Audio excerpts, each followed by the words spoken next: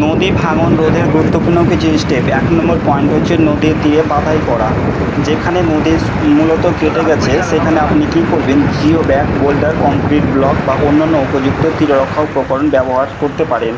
ধরুন এখানে নদী কাটছে, তো এই জায়গাতে আপনি কী করবেন, জিও ব্যাগ অথবা বস্তাতে মাটি ভরে সেখানে কি করবেন, সেই যেখানে কেটেছে সেখানে ফেলতে পারেন, অথবা সেখানে নিয়মিত একটা ছোটো মোটো বলতে বোল্ডার বাঁধ তৈরি করতে পারেন, অথবা সেখানে কংক্রিট ব্লক দিতে পারেন। দ্বিতীয় নম্বর হচ্ছে স্পার নির্মাণ করা।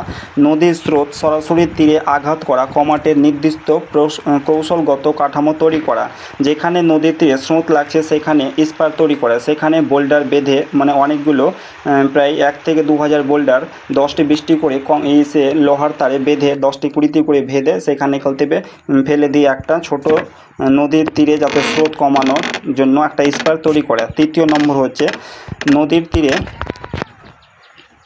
তীরে ঢাল সঠিকভাবে তৈরি করা। অতিরিক্ত খাড়া পাড় ভেঙে পড়ার ঝুঁকি বাড়ায়। আপনি যে বাঁধগুলো তৈরি করবেন সেই বাঁধটা যাতে 90 ডিগ্রি অ্যাঙ্গেলে না হয়ে মিনিমাম 45 ডিগ্রি অ্যাঙ্গেলে হওয়া উচিত। আর 45 ডিগ্রি অ্যাঙ্গেলে বাঁধটা হলে আপনার কি হবে, যে নদীর যে স্রোত সেটা কমে যাবে। নদীর তলদেশে ও প্রবাহের সমীক্ষা করা।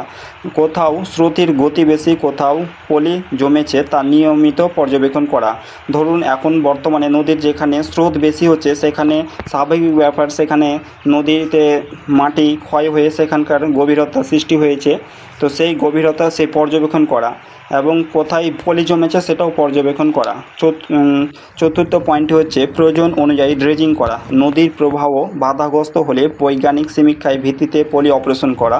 ধরুন এখানে নদী যে আঁকাবাঁকা পথে চলে এবং সেই আঁকাবাঁকা পথে যদি নদী আনকন্ট্রোল হয়ে যায়, সেই আঁকাবাঁকা পথের পাশে বা নদীর তীরবর্তী অঞ্চল যদি কাটতে শুরু করে, তার মানে এখানে ভাবতে হবে যে নদীর আঁকাবাঁকা পথে বা নদীর কোথাও মিডিল স্তরে সেখানে পলি জমেছে, সেই পলিটিকে কী করতে হবে, ড্রেজিং করে সেই পলিকে অপারেশন করতে হবে, যার কারণে নদীর তীরে চাপটা কমে যাবে।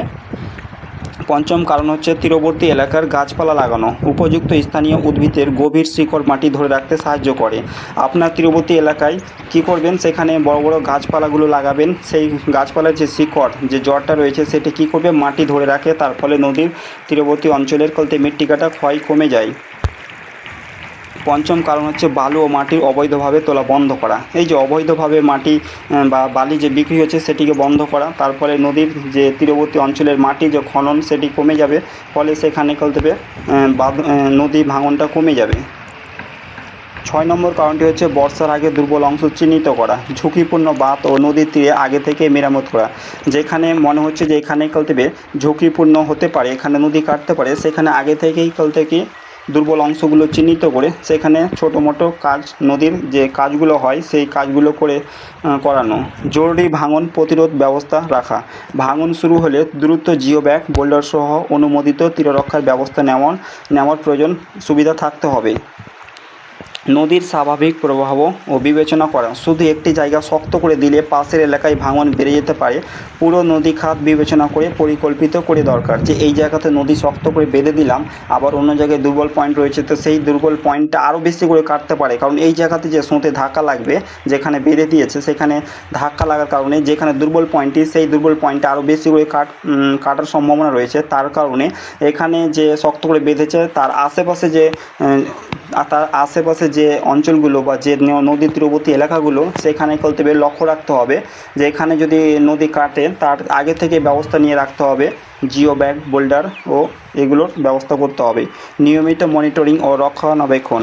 একবার বাধাই করার কাজ শেষ নয়, বর্ষার পর ক্ষয়ক্ষতি পরীক্ষা করতে হবে। সবচেয়ে গুরুত্বপূর্ণ, কোনো নদীতে কোনো পদ্ধতি ব্যবহার করা হবে তা নদীর প্রস্থ, স্রোতের গতি, পলি, তীরের মাটি ধরন ও বর্ষার পানির